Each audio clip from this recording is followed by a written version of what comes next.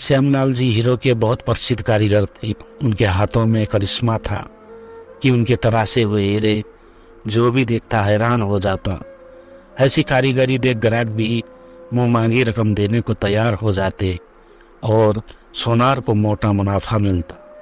इसी वजह से श्यामलाल द्वारा तराशे हुए हीरो की मांग हमेशा बाजार में बनी रहती थी। वो सोनारों से हीरा ले आते और अपने घर बैठकर उसको तराश कर सोनार को वापस दे देते।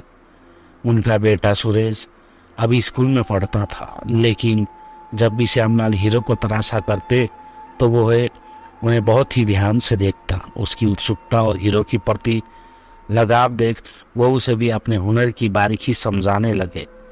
कभी कभी तो वो उसे एक छोटा सा हीरा दे देते और कहते कि जैसे मैंने समझाया है उसी तरह से तुम भी तराश के दिखाओ। और सुरेश बहुत लगन से हीरा तराशता। जैसे जैसे वक्त बीतता गया उनका सुरेश भी अच्छा कारीगर बन गया और श्यामलाल जी बहुत खुश थे। अब वो सोनारों से ज़्यादा हीरे लाते और दोनों बाप बेटा मिलकर उनको तराशते। लेकिन अब तक उन्होंने सोनारों को अपने बेटे की कार्यकुशलता के बारे में नहीं बताया था। एक दिन अचानक दिल का दौरा पड़ने से श्यामलाल जी की मौत हो गई। बेटा गम में डूब गया। उसे पिता की मौत का सदमा इतना गहरा लगा कि वो हर वक्त दीवारों पर टंगे अपने पिता की तस्वीर को ही निहारता रहता। जब से श्यामलाल जी का देहांत हुआ था तब से घर में कमाई का एक पैसा भी नहीं आया था। घर में दाल रोटी खत्म होने की नौबत आ गई थी। तब माँ ने उसे सुनारों के पास जाकर कुछ काम मांगने को कहा ताकि घर का खर्चा तो चल सके, और कोई चारा न देख उसने अपने को संभाला और बाजार निकल पड़ा। श्यामलाल के चले जाने के बाद सोनारों ने हीरो की तराशी का काम दूसरे कारीगरों को देना शुरू कर दिया था। कुछ सोनारों ने तो सीधा यह कहते टाल दिया कि जब काम होगा बुला लेंगे, और कुछ ने अभी कोई काम नहीं है कहकर उसे चलता किया। थक हार के बेचारा घर वापस आ गया।